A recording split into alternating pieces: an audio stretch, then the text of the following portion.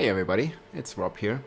I've been playing Necromancer for about 60 hours now, and I have learned so much more about the class since my last video. And I wanted to make an update video today explaining you the Bone Spear Necromancer build. After I've done about 20 solo Lilith kills and even carried people through it, I have been doing Nightmare Dungeon tier 100, and I'll link the planner and all the videos to those things in the description here. And yeah, let's get into some of the gameplay here of the Necromancer, like very basic in the open world here. And we're gonna get into the gear, in-depth, Book of the Dead, skills, and the Paragon. And I also gonna show you some neat little tricks for the gameplay rotation. So right now we are in Uldur's cave, located over here. Very, very good dungeon to farm. And this is our Necromancer. You see, we already have like pretty big attack power. I'm gonna go into why it's that high in a second. So here in the open world, the content in general is pretty easy. So we can just go here, and we don't even need to necessarily press any of our skills. Like, all we need to do is press Bone Spear, and I mean, for the open world, this is pretty much enough to kill everything instantly. You don't necessarily have to press any of your other buttons, even if you don't want to. It's essentially a very lazy build, like a one-button build, you could say. And as you can see here, we pretty much one-shot everything. And it's very comfortable to play, very chill. Sometimes we might press our potion. And you don't have to play like this, but if you want to be a bit lazy and just, you know, chill, all you need to do is force move and basically kill things. It's very comfortable indeed.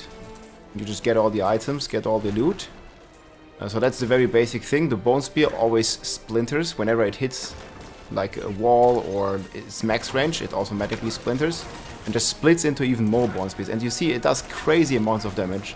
It also applies auto-vulnerable with our weapon, so we don't really have to worry about a thing. And it also gives us a lot of essence back with our ring on lucky hit. And we have a really high lucky hit chance here. So yeah, this is basically how you can just, you know, farm the open world and just murder everything instantly with this build. If you want to add some stuff, you have Bone Storm. Can give you some extra buffs here. It gives you extra crit chance, also gives you toughness. This is a pretty long cooldown spell. You can use this whenever you're fighting some big elites or some big boss like the Uber Lilith. And you see, we also produce a lot of corpses, and we have the corpse tendrils. They're getting some tremendous buffs.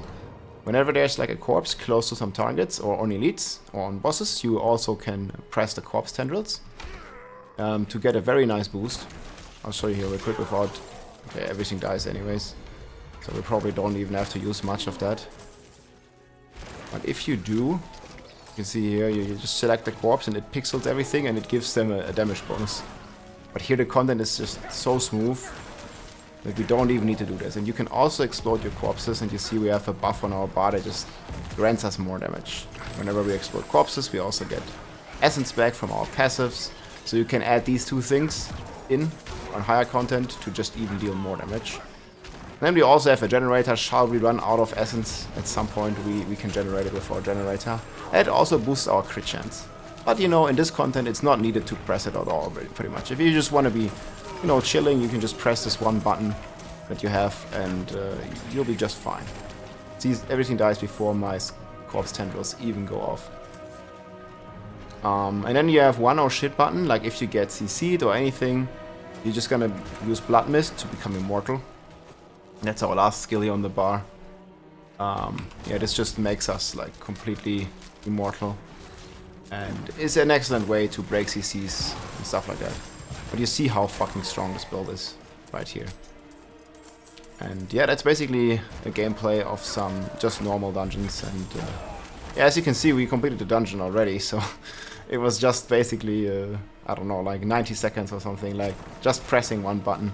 We have a very big essence pool. And notice I haven't even been drinking any elixirs. If you want elixirs, definitely should drink the elixir of resourcefulness. It gives you 50 maximum resource, and you have, we'll get into it now, you have some crazy scaling with all of your resources. So yeah, let's get into some more of the details here. We'll start with our gear. So on the helm, we run the Deathless Visage. This is a unique. You don't necessarily need this. It's just nice because it adds some extra damage and it has crit damage, which you normally can't find on a helm. Now my roll here is pretty bad. I only have 15 essence, which is the absolute minimum. Obviously the essence is very important because it scales your damage like 4 times and it scales it very high. So ideally you want a high roll on the essence, but if you don't have it, if you have a min roll, it's still good. But if you have a normal helm with essence and cooldown, that works too, and you can choose to get another defensive aspect. I would probably choose a basic skill, damage reduction. So we have Bone Splinters for more damage reduction. But yeah, if you have this Deathless Vision, it's definitely worth using just for more DPS. On the chest, we use armor here, Disobedience. This stacks our armor up, very nice. If you just want to kill Lilith, you can go like super defensive on this. You can get bone skill damage and physical damage. I chose to have at least some defense here, but not crazy defense. Like I have int and all stats too. On the gloves here is the first piece that many people are missing, I feel, is the lucky hit chance. 5% chance to restore primary resource. This is insane because you have about 250 essence when you drink your potion. And that's really restores a lot of essence. Like if you take 20% of 250, you basically get 50 essence every time this procs. And notice you have a 5% here, and you have a 10% here, so you have a 15% total. And we have already 58% lucky hit. So you're proccing it pretty decently. Like, you know, every like 12 hits or something, you're getting a lucky hit proc, and you're getting 50 essence plus your resource generation back. So that's really important to just maintain it. You have 4 ranks, the Bone Spear, crit chance obviously, and the lucky hit chance is my preferred choice here as well. Just to bump it up from 50 to like 58%. Really nice. I think these are the Biz gloves, obviously with the perfect rolls. And then the legendary effect here is also insane. It's your first essence scaler. For every point above 50 essence, you get multiplicative damage. It's insane. Next one here is Pants. I chose the barrier effect here, just very nice if you engage elites, or for the Faces of Lilith, it just gives you extra defenses. And also here you can go like defense or offensive. Like I have a very defensive choice here because I like to tank at least some mechanics. On the boots here, we crit a lot. We basically have 100% crit chance. We will get into it in a bit when we talk about the stats. And yeah, the Corpse Tendril ranks is also really nice because it reduces the cooldown here. And obviously you want essence cost reduction to just maintain your essence, because the more essence you have, the more damage you deal with every Bone Spear. Movement speed's a no-brainer. All stats could also be dodge chance or int or dex. Well, yeah, this one is nice. And max evade charges is always my preferred implicit. On the weapon here, probably this is the strongest, or one of the strongest aspects in the entire game. Bone Spear's attack make the target vulnerable. Like there's not even a condition. You just attack and it's getting vulnerable. It's insane. Other classes like Barbs can only dream of an item like this. And it also gives you 3.25 damage multiplier to all vulnerable targets. Like this weapon is just so insane. Like perma vulnerable and a more than ×3 multiplier. It's a no-brainer. You want this on a 200 weapon. You want vulnerable, crit, intelligence, and then you can either get core, distant, or another crit roll. You could get a crit damage with bone skills here too. So you could have implicit crit, normal crit, and crit with bone. You can have triple crit on this weapon if you want to. But this one is pretty good, 817 item power. I was pretty happy when I got this one. Max int roll too. On the amulet we probably have the second most important power. This one, whenever we use Corpse Tendrils, we get 30% crit chance and a multiplicative 1.9 crit damage multiplier. This works like probably like the Grandfather, the weapon that no one has found yet, the Grandfather unique. And we just get this on our amulet power for free already. So we get basically double our crit damage and 30% crit chance. This power is probably better than the Grandfather anyways. So yeah, that's fucking insane. It's a no-brainer, we take this. And on the rings here, like there's multiple roles you can have. I'm using Edgemaster here. But on the stats you can have resource generation, maximum essence, crit, and vulnerable. I think you always want vulnerable and you always want crit chance. Actually, crit chance, you need to see it, that you reach 100 basically. If you're already overcapped, you don't need crit chance. But for me, I want crit chance here, and then Crit damage, essence, whatever you have. I think the essence is slightly better than the crit damage, but I don't have a ring like that. On my second ring I do. Like here I have essence, vulnerable, crit chance, and crit damage. So this one is pretty good. Doesn't have resource cost generation, but I think on one ring is good. Like it's a separate multiplier, so I think at least having one resource roll is very nice. And then here we have the exposed flash. Like really, this is the way how you get your resources. And these resources proc can also get triggered by the splinters of the bone spear. You see here the bone spear, the first rune, breaks into 3 shards. And it just splinters, and it also has lucky hit chances. And can also proc this ring. So if you're lucky, like you do one bone spear cast and you get like 2 or 3 of these procs, and you get like 150 essence back, and then you can also get these lucky hit procs. So it's just an insane proc fiesta, and that's because a lot of people always ask me, how do you keep your resources? And that's basically how you do it. Quickly, the Book of the Dead. We have the crit chance here, very nice, and we also have a passive that increases this further. We don't do any minions. We have the essence here, we have crazy scaling with essence. I was also testing around with the 1.15 against vulnerable, because yeah, with our weapon, right, we make everything vulnerable at all times. I'm gonna do some more experimenting on it, but the essence is very good too. So for now I'm taking the essence. Maybe if I find a better ring and a better helm. Like I'm basically missing 15% damage on this helm, right? It's missing 12 essence, and I can just miss these 15 and take a 1.15 multiplier and have the same essence and another 1.15 multiplier on top of this. On the last slot here we take the 1.3 multiplier to our crit damage. This is just insane. And again it gets multiplied by another 1.6, so this is just so good, man. Onto the skill tree. We have the bone splinters here. These are just whenever we run out of essence. And we also get a nice 8% crit chance bonus here. Then we have big passives here. We increase our maximum essence, and we do more damage with our core skills. This passive can also roll on the amulet. I don't recommend it though, because lots of people have this, but it increases your resource spent even more. And that's not really what you want, because you're scaling when you actually have the resources. So imperfectly balanced, not the best roll on the amulet. Like I'm always choosing Evulsion. I think that's the best. But we'll talk about that in a second. A bit more detail. So Bone Spear, obviously we max it. We take the Splinter Rune. Crit chance here. Like we're just gonna crit all the time basically. And that's why I said like you can have more than 100% crit chance in this build pretty easily. So you want to be careful to not fully cap. And then we have the Hued Flesh. Here we basically get a corpse every time we attack. This is very, very important to have on bosses like Uber Lilith, because it just spawns you fresh corpses to use your corpse tendrils and your corpse explosion on. We have Blood Mist, 1 point. You can also get this on your armor pieces. But right now I have it hard spec'd.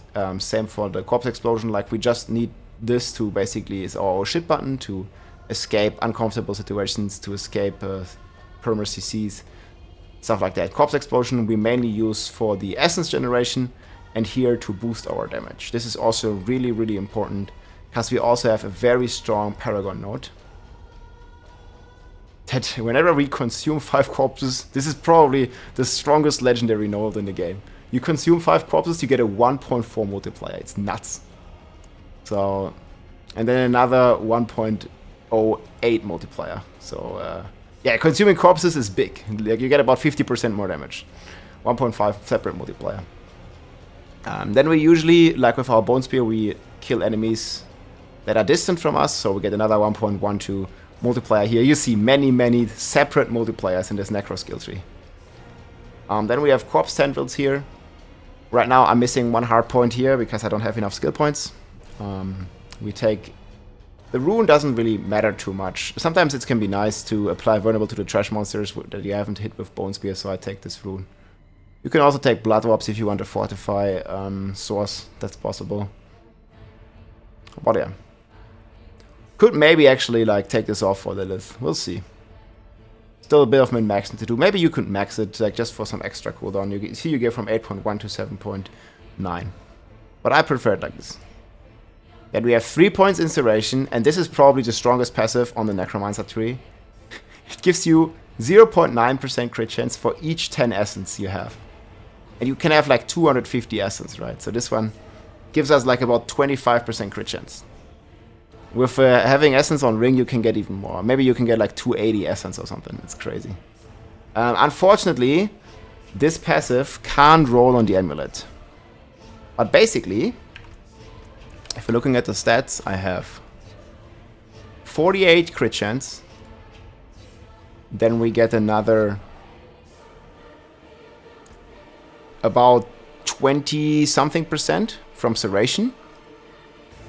And then we get another 30% whenever we have our corpse tendrils. So this is not 100% up, but once we have all the buffs up, plus the 5% that Bone Spear has normally, plus another 8% if you use Bone Splinters. But I want to be crit capped without this. So I chose to go for about like 45. I think 45 crit chance is a good number to have. Because then you basically have 45 base, you get 30 from the amulet whenever you cast corpse tendrils. Then you get another about 20 from Serration, and then you get another 5 from the Bone Spear. So arguably I have like 3 crit chance too much right now. I'm a bit overcapped, like 3 crit chance too much. You could make up for that by just rolling one of the rings here. To Essence. I have just not gotten the Essence roll on this one, and this was a ring I was already using on my Barbarian, so I didn't bother rolling it, but it's probably better to have the Essence here. You just have to do the calculation for yourself, but I think 45 crit chance sheet, if you have about 250 Essence, is the ideal scenario. And you notice here how much crit damage we have as well, and this gets multiplied, right? We have 450 plus 100 plus 100. So this is already 650 crit damage. And that then gets multiplied. Like, it's insane. Crit damage. Like, we have like a double multiplier on these. And I know this one just says a plus, but it's actually a multiplier. I don't know why it says plus. And then we have another crit damage multiplier here. So, we take this 650 and you multiply it by 1.4 times 1.4. Then you have the amulet times 1.9, and then you have another 1.3. So you're getting like 2,250 crit damage or something. And you have 100% crit chance, as we just established. And this is how we're really gonna be hitting for like 10 million per shard. And you have like 5 of these. So you can hit about like 50 million DPS every time you attack with all your buffs up. It's insane. And that's why it's so strong. Then we have Compound Fracture. This one even gives you more damage, like more damage scaling after you critically strike. And then we have the Evolution. This gives you even more crit damage, so I even forgot this. So probably we can take this number and multiply it by another 36. So yeah, it's insane in the end. Yeah, which calculator was it? Whatever, I closed it already. But yeah, you can see here, like, we probably get about 3,000 crit damage at the end. So it's insane. And this evolution is just a straight multiplier to everything again, because it all says X. You see how the damage wraps up. And we haven't even talked about the most crazy one yet. It's the Offusted Essence passive, which also gives you a straight up damage multiplier for every point of essence. So you're above 200, so above 50, so you have like 250 essence total minus the 50, so you get a 200% times 3 damage multiplier from this again. And that's how you see these 10 million per shard ticks. Then we also have damage reduction, because we don't have another minion. And we also get sacrificial bonus 1.6 multiplier to the essence, to the crit chance, and to the crit damage. And then I also took some attack speed here whenever I'm healthy. My minions and I also get an 12% attack speed bonus. So that's also really good. And then we have the Bone Storm here for another crit chance multiplier. Like, it's insane. So yeah, we are basically crit capped pretty much all the way. So yeah, I definitely gonna be try to roll my my rings to essence here. But yeah, keep in mind, guys, not every buff is always up. So Corpse Tendrils plus Bone Storm, you know, plus Serration, you're definitely gonna be crit capped. So yeah, I think one of the ideal rings is definitely to have Essence here. And you'll be crushing. That's for sure. That's basically the abilities. So that's the full tree. Now we go to the Paragon Boards. And here I'm min-maxed a bit further, so the right side here is a bit different than it used to be. We basically branch out of Sacrificial here. Like we have no minions and it's a 1.1 multiplier. Pretty good stuff. Then we have like a bunch of bone multipliers here. We have the bone graft here for even more essence and even more damage. So this has crazy scaling. We took all the essence here. We took Gravekeeper here. This one has another nice multiplier to the rare nodes, and we have bone skill damage, and bone skill is our main damage. This is basically a board where we almost spent like 80 points. Like we have a lot of points here. And then we branch out to the left first. We take Imbiber because we want to be healthy at all times. We also have a barrier, but that's usually pretty easy. We don't have too much additive here, so the Imbiber with 100% damage while we're healthy helps a ton. And we have a bunch of crit damage nodes here that we have spec'd into. Crit damage, damage to healthy enemies. Really good. And then here another 1.15 damage multiplier if there's no corpses nearby. And when there's corpses, we gain damage reduction. Also really strong node. Probably the Necro has the strongest nodes in the legendary ones. And yeah, here's Flesh Eater, another insanely powerful 1.4 multiplier that we talked earlier about. We consume the corpses with our corpse explosion usually. And that's how we get even more multiplicative damage. And we have the exploit here, obviously, more damage to vulnerable targets. We don't really get to have too much vulnerable. So this one definitely helps. You see, I only have like 200% vulnerable. And I think I have it vulnerable. Yeah, I have it all everywhere where I can already. So that one is definitely really strong. Then we come to the right side here. This is the last tree you'll do. You have a nice defensive bonus up here, tenacity. You can also max it out a bit more. Here there's some nice armor nodes if you have points spared. I went to Powerhouse here. I don't have quite the requirements here, but it gives damage while healthy, and additive damage is still pretty good. You could also skip this if you don't have the Paragon points yet. And here we go for the Essence Glyph. This is probably the strongest glyph. It gives you more core skill crit. More core skill crit damage, and this is just another bonus crit damage that we get. So yeah, we are well into 3000% crit damage, and yeah, this node is a bit sad because we don't really have fortification, so it doesn't really matter that we don't have the requirements right now. We just take it for the 2 decks. You see these decks, they give us 14 crit damage, and in total this one gives us another 100 crit damage, 49 in range. So really powerful. That's the boards. And last but not least, guys, I want to show you some of the Lilith footage that I recorded. I put the link in the description. Here we have it. Maybe you guys have seen it on my YouTube. I just quickly want to talk over the rotation that we do here. So whenever Lilith spawns, like you want to try to be like quite a bit away because you're going to get knocked back from her. And we're just talking some gameplay and some strategy.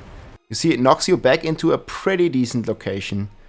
So the way the Bone Spear works is it hits the targets once, and then after a certain distance, it splinters.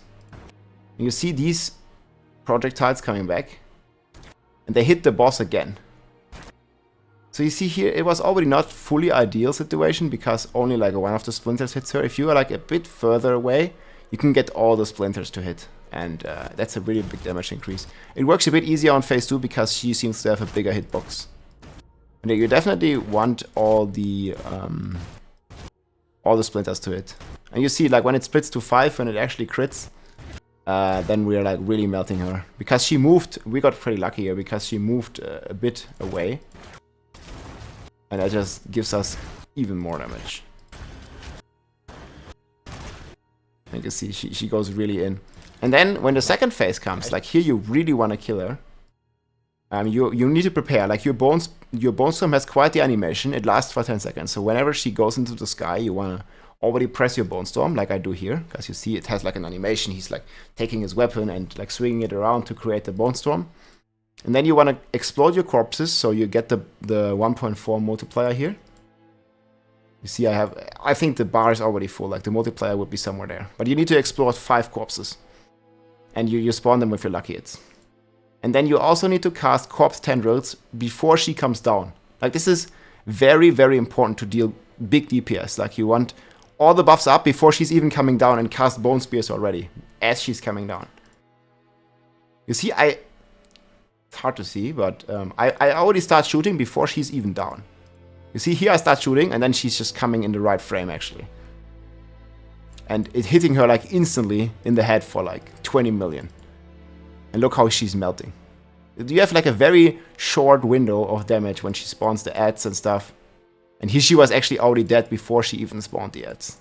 So that was really crazy damage. And that's when she transitions into phase 2. Into phase 2, I found some further optimization versus Lilith. So here, you see all these corpses. So what I'm planning to do is to explode 5 of them again. And here you can see my buff, actually. Explode 5 corpses. If you have Bone Storm, you also want to cast your Bone Storm. And then the second she appears, you want to the second she wants to basically forms the second wing. You want to cast Corpse Tendrils, so it's up when she's damageable, and then you're going to cast Bones or pre-cast Bone Spears already. You just need to get the timing right. It takes a bit of practice. Make sure you're healthy. Drink a health pot if necessary, so you're full health, because you have more damage when you're healthy. 5, this is the corpse. Yeah, see, I'm already counting here. Like, this is the 5 corpses I'm going to explore. This is the corpse I'm going to use the tendrils on.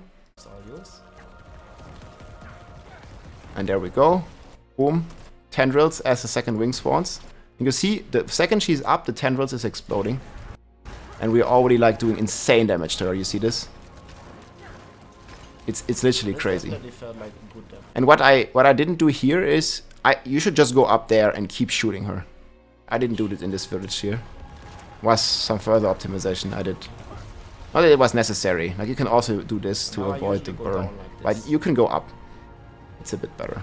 And then here you can just keep shooting her, and you see my essence, like how it goes up whenever I get a lucky hit. It's like boom, instantly full, basically. And yeah, she's already dead, basically. You can just keep shooting her all the time when she does this, and she will never spawn any blood either, because like you're already skipping her phases. The only thing I learned is good to do is to keep your Blood Mist for the very last phase, because sometimes she does a swipe attack here. So I think I'll be using it here as well. Like whenever she dies, she can sometimes do the swipe again, and that's where you want to have the Blood Mist ready. So she didn't even do the swipe now. She didn't do it here, but she definitely can. And that's basically how you clear it, very comfortable. And you can also carry people through this. It works, like you have enough damage to even like get her to 2, 3, 4 player HP and kill her like that. But yeah, that's basically been the Necromancer build. I hope you guys enjoyed and you got some value from this. Just gonna hover over the stats here for a second at the end. And yeah, if you liked the video, make sure you leave a comment, leave a thumbs up.